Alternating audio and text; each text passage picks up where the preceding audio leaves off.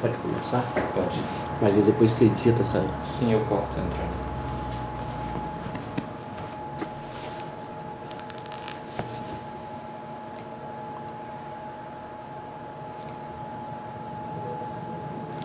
Boa noite para todos. Que a graça e a paz de nosso Senhor Jesus Cristo esteja neste momento em cada coração. Eu quero convidar vocês a refletir comigo no capítulo 46 do livro de Salmos,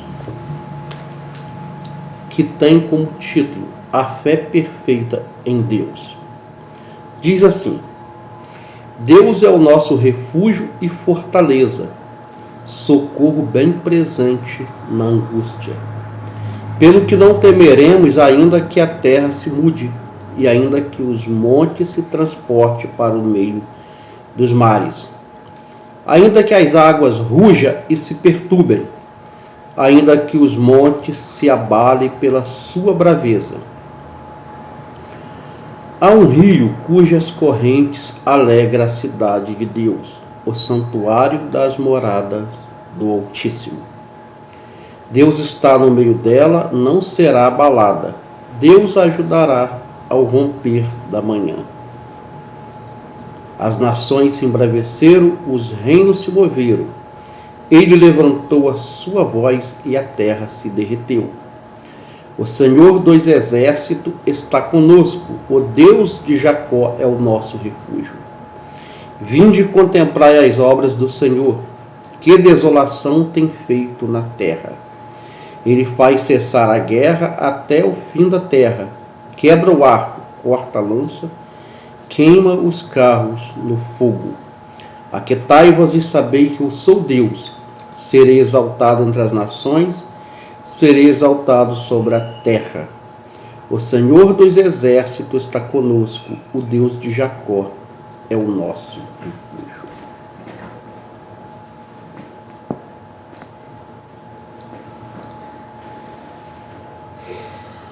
Salmo 46. É muito conhecido, muito citado e foi composto por uma família levítica, mais precisamente os filhos de Corá, ou como dizem algumas outras traduções, Coré.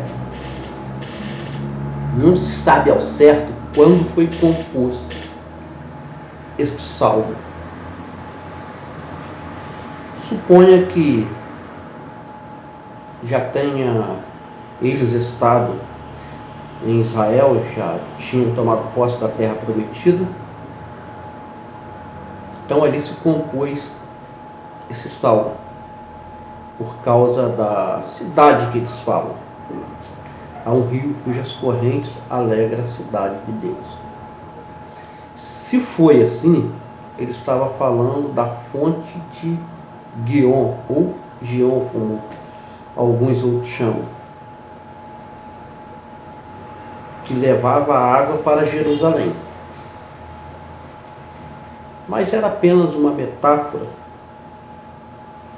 e não podia se encaixar totalmente nesse salmo, porque Jerusalém sempre teve um período muito difícil. No reinado de Saul, ela estava nas mãos dos jebuseus. Davi ascendeu-se ao trono e conquistou Jerusalém através de Joabe, que passou a ser general de Israel, como prêmio por essa conquista. Durante o reinado de Davi, Jerusalém sempre esteve quieta, tranquila.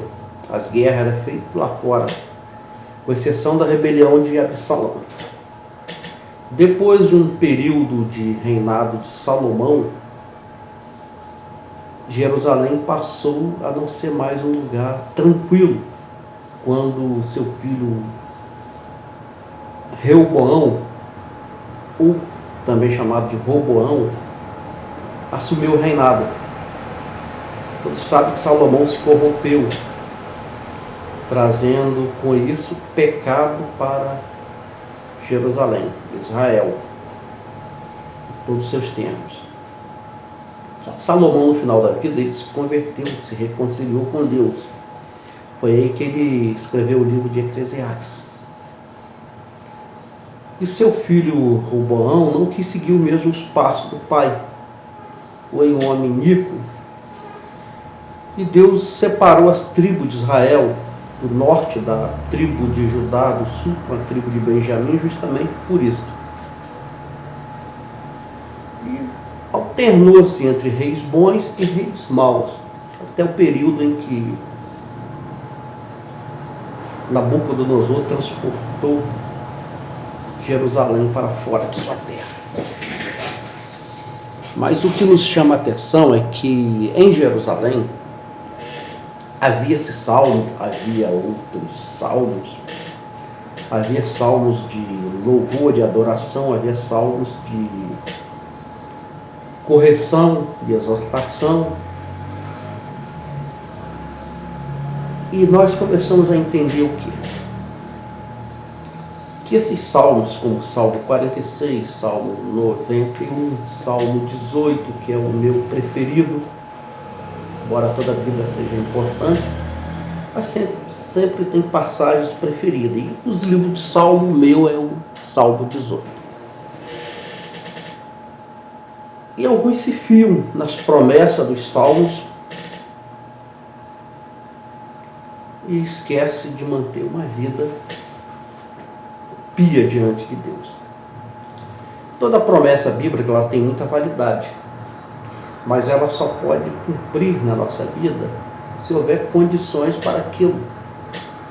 Por exemplo, esse Salmo 46 fala da presença de Deus, do auxílio de Deus, o refúgio de Deus.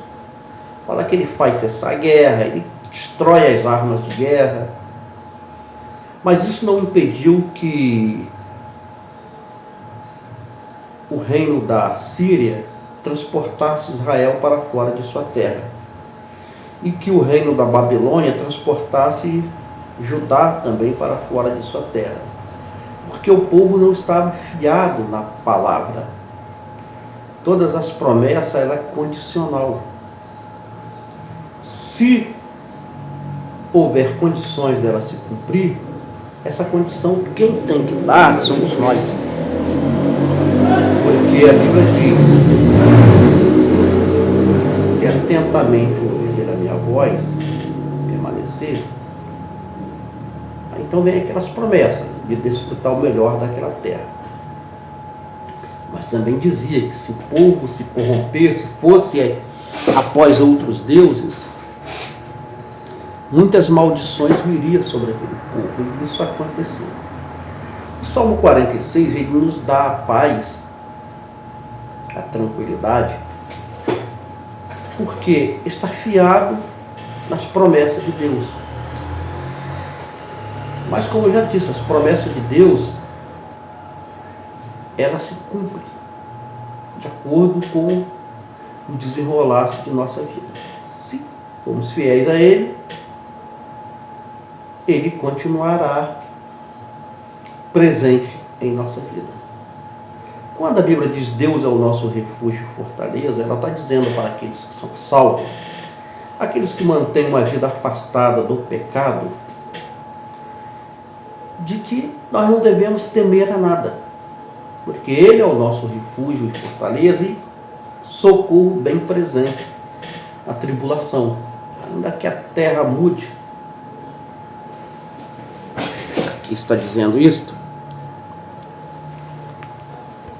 pelo que não temeremos, ainda que a terra se mude e ainda que os montes se transportem para o meio dos mares, ainda que as águas rujam e se perturbem, ainda que os montes se abalem pela sua braveza.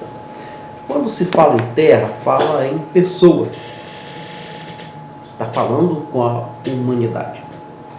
Quando se fala em monte, fala-se de estabilidade, porque os montes são estáveis. Ninguém vê montes saindo de um lugar para o outro. Eles continuam no mesmo lugar onde eles sempre estiveram. E quando se fala em água, nesta passagem, se fala em falta de estabilidade. O próprio apóstolo Tiago, ele citou as ondas do mar e comparou as pessoas que duvidam semelhante a elas. Porque uma hora está aqui, outra hora está ali. O mar, uma hora, está tranquilo, parece um espelho. Eu morei muito tempo na beira da praia, pude observar essas mudanças muitas vezes. Mas tem hora que ele está terrível, tem hora que as coisas mudam. Eu perdi amigos, parentes, há várias décadas, que até hoje não acharam seus corpos. Que o mar estava um espelho. Os pescadores antigos disseram, olha, vamos embora porque o tempo vai virar. Mas os mais novos disseram, não vai virar nada, está muito calmo. Está muito tranquilo. Segundo relatos que me relataram, quase não deu tempo dos demais chegarem em terra. Enquanto os que teimaram em ir mais além, pereceram, perderam suas vidas, traumatizaram suas famílias e até hoje não foram encontrados.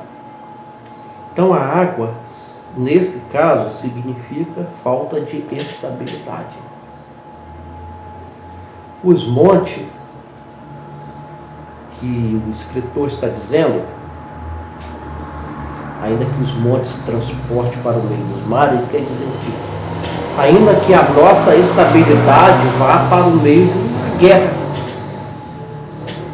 vai para o meio de um tumulto, ainda que a nossa estabilidade seja cercada de tribulação, cercada de imprevisto, há um rio cujas correntes alegram a cidade de Deus.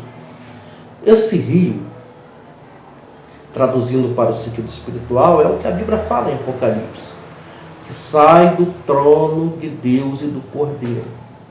O rio que sai de lá, de águas puras, cristalinas. Porque nós vivemos num tempo, de falta de estabilidade. Há tempos atrás, quando começou o Plano Real, nós estávamos em uma situação mais ou menos. Havia empregos, a inflação era alta, e entrou-se então o Plano Real. Deu muitas esperanças às pessoas, mas trouxe muito desemprego também na época. Foi as privatizações, colocaram muita gente na rua, foi necessário para que o país tomasse um novo rumo. Os estaleiros fecharam porque vendia em dólar e o dólar caiu muito. Quer dizer, não fechou totalmente, mas fechou muitas portas de empregos. Depois o presidente começou a arrumar o país e as coisas voltaram ao normal. Mas houve uma crise que também assolou o país, já no final do governo de Fernando Henrique. Entrou o presidente Lula, conseguiu arrumar a casa e foi um tempo de prosperidade. Embora muitos contratempos aconteceram no governo do PT.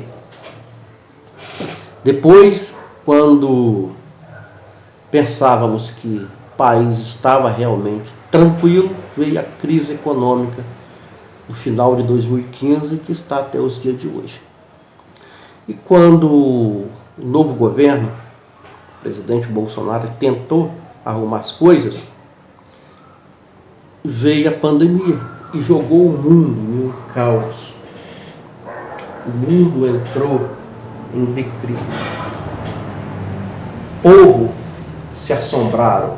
Pessoas com medo não saíam de casa.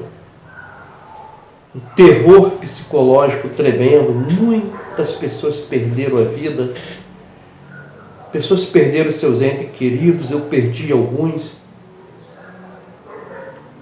E eu creio que quase todo mundo perdeu alguém nesse período. Foi uma coisa muito difícil, embora está amenizando agora esse final de ano. Mas isso mostrou que quem teve uma fé apurada em Deus, quem se manteve fiel ao Senhor, porque não adianta nós ter uma fé grande sem ter uma vida no altar, senão essa fé se dissolve. A fé é dada pelo Espírito Santo. Então, para que ela tenha resultado, nós temos que ter uma vida em constante separação deste mundo. Aí a fé se torna cada vez mais forte. Muita gente, como eu, passamos tranquilo. Tive que, nesse período, fazer algo que até antes eu nunca tinha feito. Eu nunca fiz casamentos, cerimônias fúnebres, até esses dias. E a primeira que eu tive que fazer foi da minha mãe.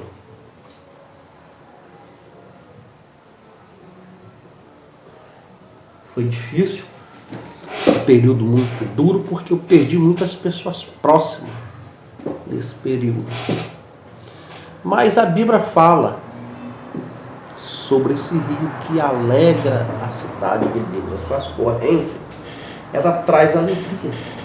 Então me fiei na palavra e mantive-se na presença de Deus, para que o Espírito Santo encontrasse ocasião para trabalhar em nós. E ele fez isso. Todos os momentos difíceis, o Espírito Santo ele continua conosco. A Bíblia fala que ainda que as águas rugem e se perturbem, ainda que os montes se abalem pela sua braveza, mesmo que a estabilidade representada pelos montes ela venha a se abalar, Deus continua conosco. Ele continua do nosso lado, ele continua tomando conta de nós, ele continua habitando em nós. Aí se manifesta quem serve a Deus e quem não serve. Aí se é posto à prova a fé daqueles que se intitulam como servidores de Deus. Nós estamos vivendo um momento difícil. Todos sabem que Satanás ele tem usado todos os artifícios que ele consegue para deter o avanço da igreja. E muita gente está renunciando à sua fé. Estava vendo agora, poucos dias atrás, creio que o Brasil todo esteve atento a isso, a sabatina do ministro André Mendonça, agora já aprovado pelo Senado Federal, para ocupar uma vaga lá no STF. E quando fizeram a pergunta se ele seria a favor ou não do casamento homoafetivo, ele tentou sair de todas as formas, mas os senadores insistiram, encurralaram, e ele tomou a decisão que me fez tomar nojo. Mas eu não sou apaixonado por ninguém. Eu já vi vários evangélicos dizer, foi uma saída de mestre. Não existe saída de mestre quando se nega a sua fé. E ele falou, eu defenderei o direito constitucional do casamento civil de pessoas do mesmo sexo. E no outro dia eu fui contestado porque eu não aceitei essa decisão, esse posicionamento. A pessoa serve a Deus ou serve ao diabo? Não podemos fazer aliança com Satanás. A pessoa disseram, olha, não é assim, os tempos são outros. Eu falei, a Bíblia é a mesma. A Bíblia diz que o mundo passa com as suas concupiscências, a palavra de Deus permanece para sempre. Mas se ele fizesse o contrário, não seria aprovado. Eu falei, meu irmão, Sadraque, Mesaque e Abednego estiveram diante do maior imperador de todos os tempos. O rei que Deus deu a ele domínio até sobre os animais. Entregou ele todos os reinos da terra, até os animais. Deus entregou nas mãos de Nabucodonosor. Ele matava quem ele queria, dava vida a quem ele queria, fazia o que bem entendesse. E diante deles uma fornalha que foi acrescentada 7 vezes mais. E alguém disse, olha, os homens não se prostraram, a música tocou, E eles não se prostraram diante da tua imagem. Está fazendo pouco caso de ti.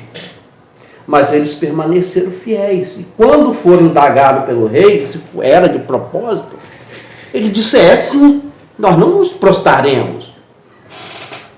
Então foram lançados naquela fornalha. Não havia promessa para eles se prostrarem e ser promovidos a nada. Nabucodonosor não prometeu nada a eles se eles se prostrassem. Olha, vocês vão ser isso, vão ser aquilo, eu vou te dar bens. A ordem era para todos se prostrarem. E todos que estavam ali, com exceção desses 3 jovens, se prostraram, menos eles. Deram a segunda chance. Irmãos, o diabo não tem chance para nos dar. Não há acordo de paz entre nós e Satanás. Não existe meio termo, saidinha. Existe a palavra, nós temos que ir por ela. E lançaram eles lá. E disse, olha, rei, não preciso nem te responder sobre isso. Nosso Deus vai nos livrar. Se não for o caso, vamos morrer, queimado. Daí. Só não vamos se prostrar. E foram lançados lá dentro de uma fornalha que estava 7 vezes mais quente do que antes. E qual foi o resultado? Aqueles homens morreram queimados. Deus o abandonou e entregou. Era o lógico, né? Mas na verdade Deus livrou eles lá na fornalha. Esse foi o resultado verdadeiro. Eles passaram pela fornalha e não se queimaram. E o fogo matou aqueles que o lançaram lá dentro. Teve que o rei dizer, olha, não é Deus como esse aí não. E em troca foram promovidos, elevados a posições muito melhores da que eles ocupavam. Houve casos de outras pessoas que morreram e não tiveram livramento nenhum ali. O caso de Estevão, ele manteve a sua fé e foi apedrejado, morreu, mas ele viu o céu aberto para ele. O caso de Paulo, decapitado. Pedro, segundo a tradição, crucificado. Tiago, decapitado, morto, a mando de Herodes. João Batista, degolado também por Herodes Antipas. Nenhum deles negaram a sua fé, nenhum deles tiveram uma saída de mestre. Aqueles homens poderiam dizer, nós vamos se prostrar, mas o nosso coração continua fiel a Deus. Isso é só para poder fazer uma cena, uma média, é uma saída de mestre. Um pastor aí falar que o André Mendonça tem uma cama de gato, uma jogada de mestre, isso é jogada do diabo. Essas pessoas são mentirosas, eles pregam contra essas coisas, mas eles apoiam candidatos que defendem as mesmas coisas. Então são mentirosos, eles querem vender livro, ganhar dinheiro, encher o bolso de dinheiro às custas de uma fé fraca do povo. Às vezes somos chamados de radicais, por isso Jesus sempre foi radical. Jesus nunca usou meio termo.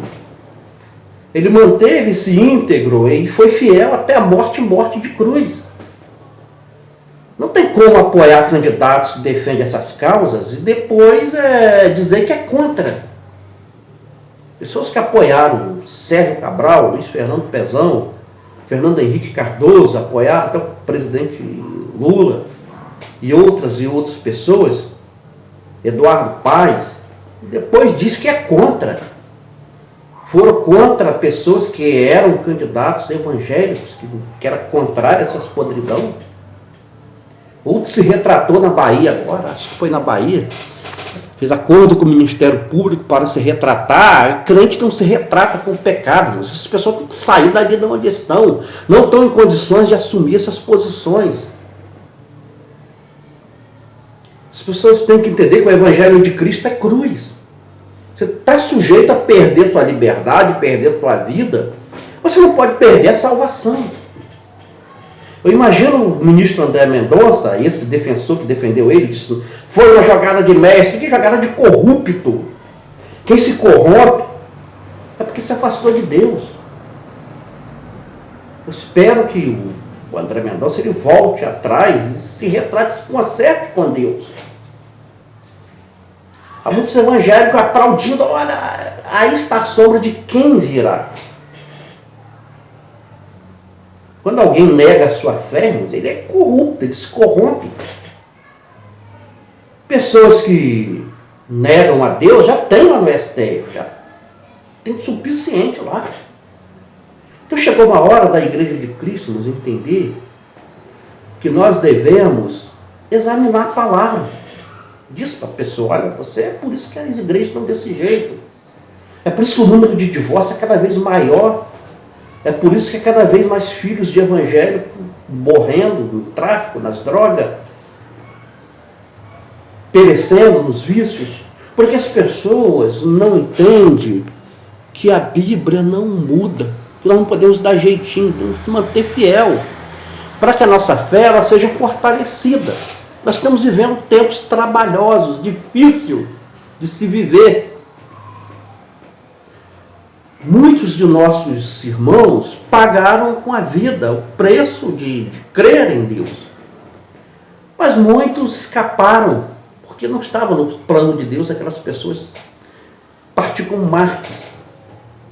Escaparam do fio da espada, escaparam da fornalha. Outros ressuscitaram.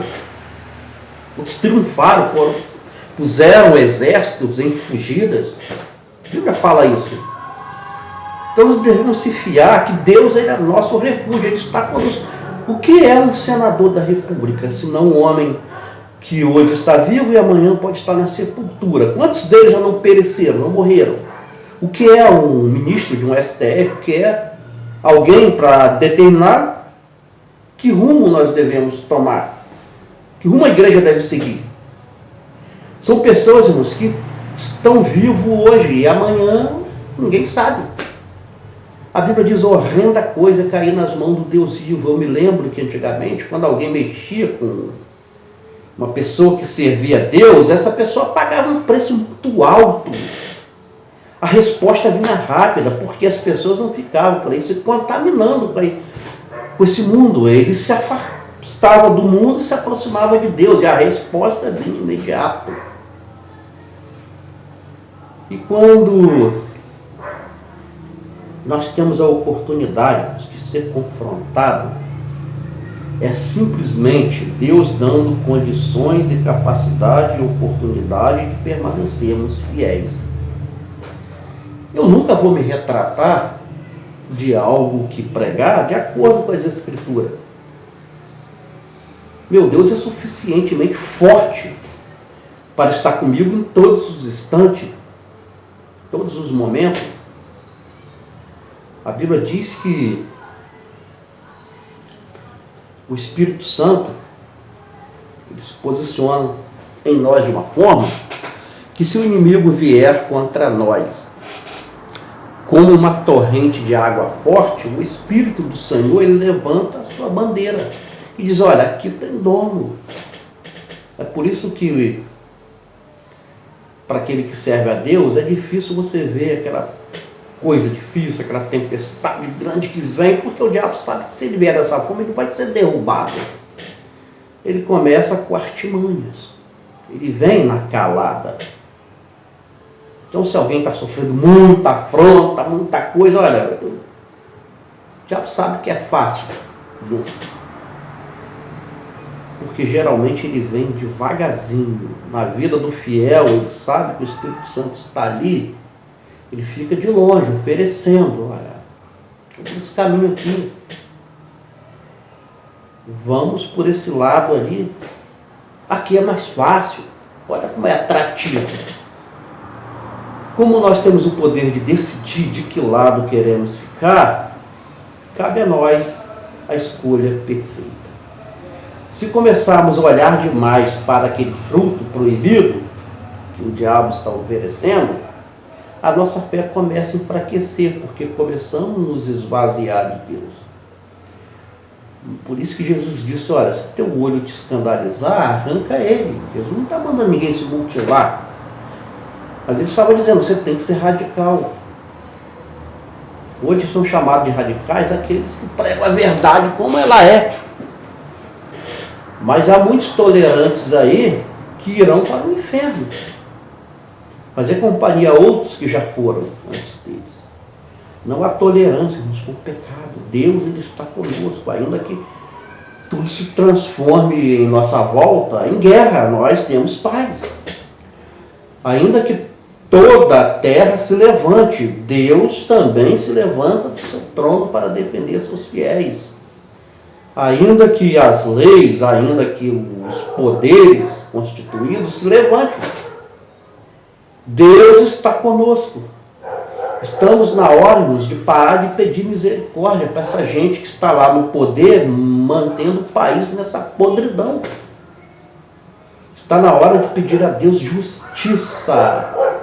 Se a Bíblia diz que horrenda coisa é cair nas mãos do Deus vivo, então está na hora dessa gente provar isso. Que Jesus mandou que orasse pelos nossos inimigos, mas ele não mandou ser tolerante com o pecado. Ele não mandou baixar a cabeça e deixar com o adversário um massacre, vai em frente. Não, nós temos que resistir. Ele disse: sujeitai-vos a Deus e resistir ao diabo, porque ele fugirá de vós. Então está na hora da igreja de Cristo começar a pedir a Deus justiça. Manifesta, Senhor, porque a tua palavra diz: olha, se um se converter, Deus afiará a sua espada. Quem não se lembra que na graça Ananias e Safira foram fulminados? Porque é mentira. Não foi porque eles mataram, desviaram dinheiro público, sentaram lá na Suprema Corte e soltaram todos os bandidos de colarinho branco que a Lava Jato tinha prendido. E não fizeram nada disso. Só mentiram ali. E pagaram um preço alto. E você vê que primeiro Pedro fala para Ananias: porque Satanás encheu o teu coração. Não mentiste aos homens, mentiste a Deus. O Espírito Santo, Deus, pessoa da Trindade. E ele morreu. Para Safira foi diferente. Pedro praticamente decretou uma sentença. Ele disse: olha, os pés dos mancebos que levaram teu marido vão te levar.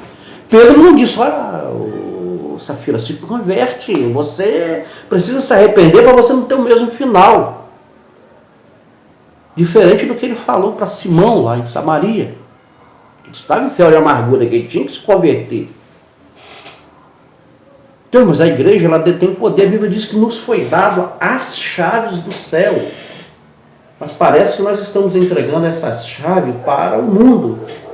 A igreja tem que pedir a Deus e determinar que o diabo seja destruído, seja derrotado nas suas intenções, nos seus projetos maquiavélicos.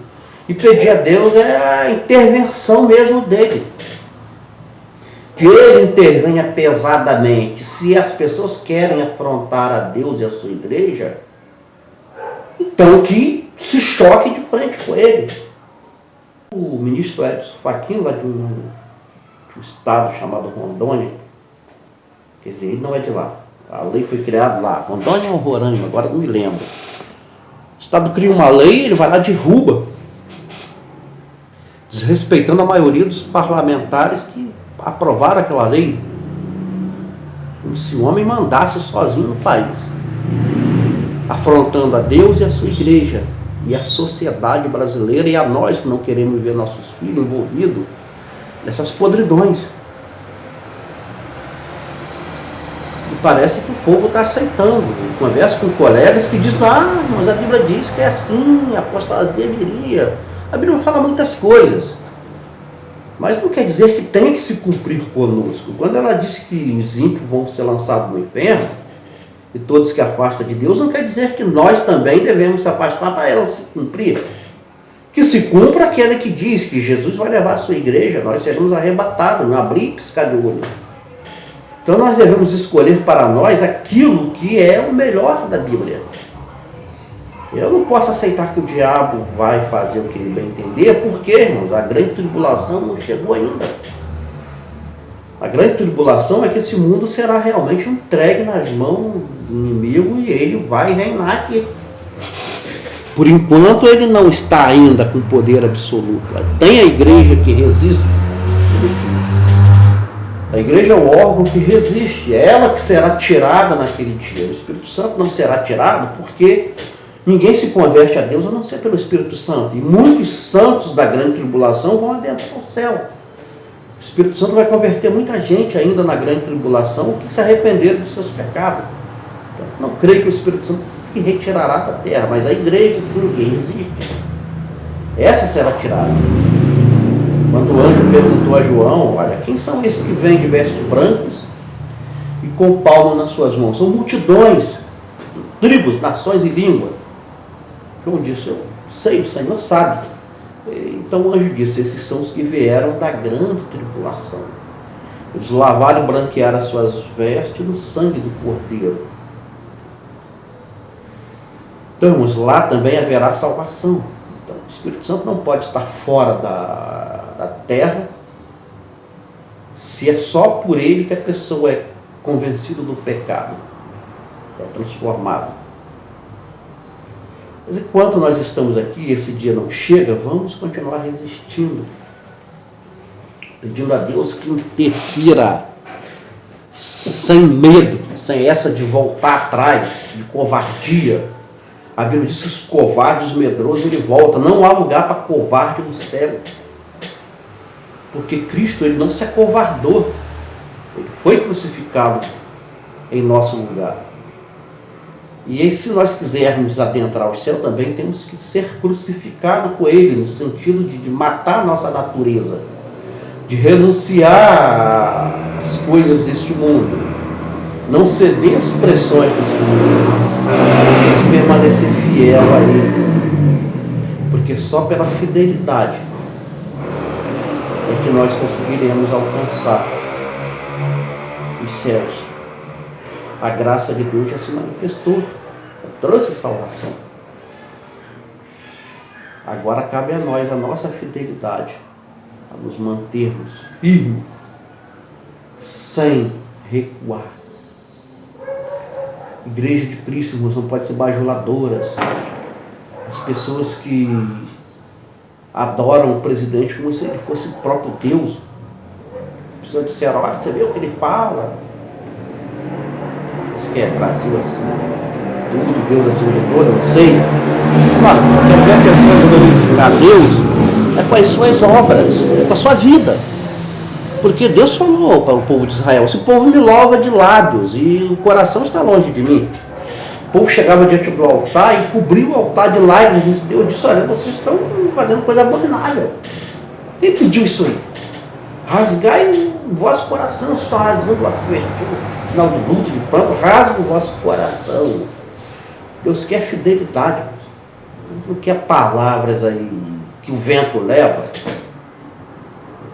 que o vento dissipa. Deus quer fidelidade. Então nós devemos adorar só a Deus. Vamos orar pela vida do nosso presidente, como temos feito todos os dias. Vamos orar para que Deus haja em nosso país, como nós temos feito todos os dias. Orar pelo parlamento, pelo judiciário, pela procuradoria geral, o Ministério Público, nossas Forças Armadas, todos os setores da sociedade. Vamos orar, pedir a Deus graça e justiça, para que as pessoas entendam que há um Deus que está ouvindo no céu. Jesus disse, se Deus atende às aves do céu, do campo, não vai deixar de fazer justiça aos seus escolhidos que clamam de noite. Então não podemos abrir mão da misericórdia, mas lembra-se, misericórdia e a verdade se encontraram. A justiça e a paz se beijaram, está escrito isso. Uma não anda sem a outra. Nosso Deus não amoleceu, ele continua um Deus irado contra o pecado. Se ele não destrói o pecador, é por causa do sacrifício de Cristo. Deus, ele se ira todos os dias contra o pecado. E por ele amar o pecador, ele enviou Jesus, mas ele não deixou de ser justiceiro. Ele não deixou de agir contra o pecado. O problema é que Deus colocou uma igreja na terra. A igreja, ela é interlocutora.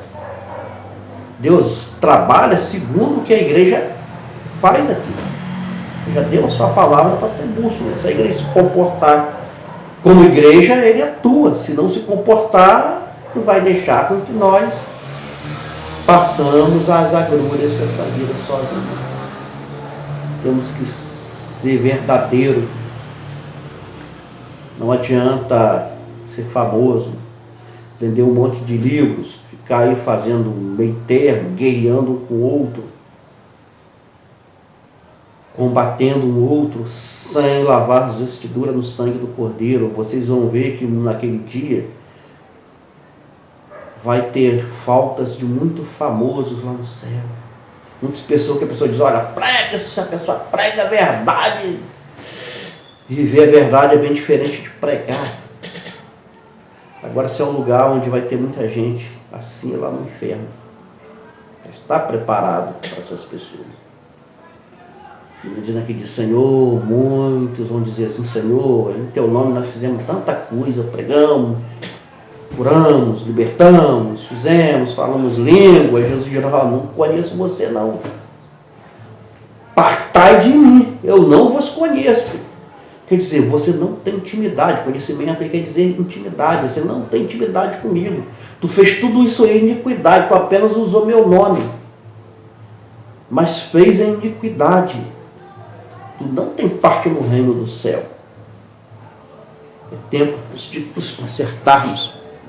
Mantermos íntegro a santa palavra.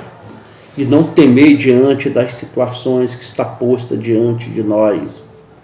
A Bíblia diz, aquietai-vos e sabei que eu sou Deus, serei exaltado entre as nações, serei exaltado sobre a terra.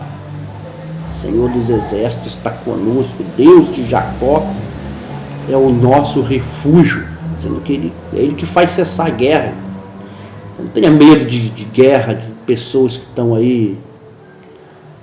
Se eles vierem contra nós, e nós estivermos em Cristo, vai se esbarrar com Cristo, vai se esbarrar com o Espírito Santo, vai se esbarrar com Deus. E até hoje, ninguém, pessoas de nenhuma classe, que se esbarrou com Deus, se deu bem. Todos se arrebentaram, todos pereceram. Se a igreja de Cristo começarmos a agir assim como igreja, sem se contaminar, Deus estará sempre conosco. Ele diz, maior é o que está em nós do que o que está no mundo. Que Deus abençoe a todos vocês, em nome de Jesus, e que o Espírito Santo continue com a igreja de Cristo até que Ele volte.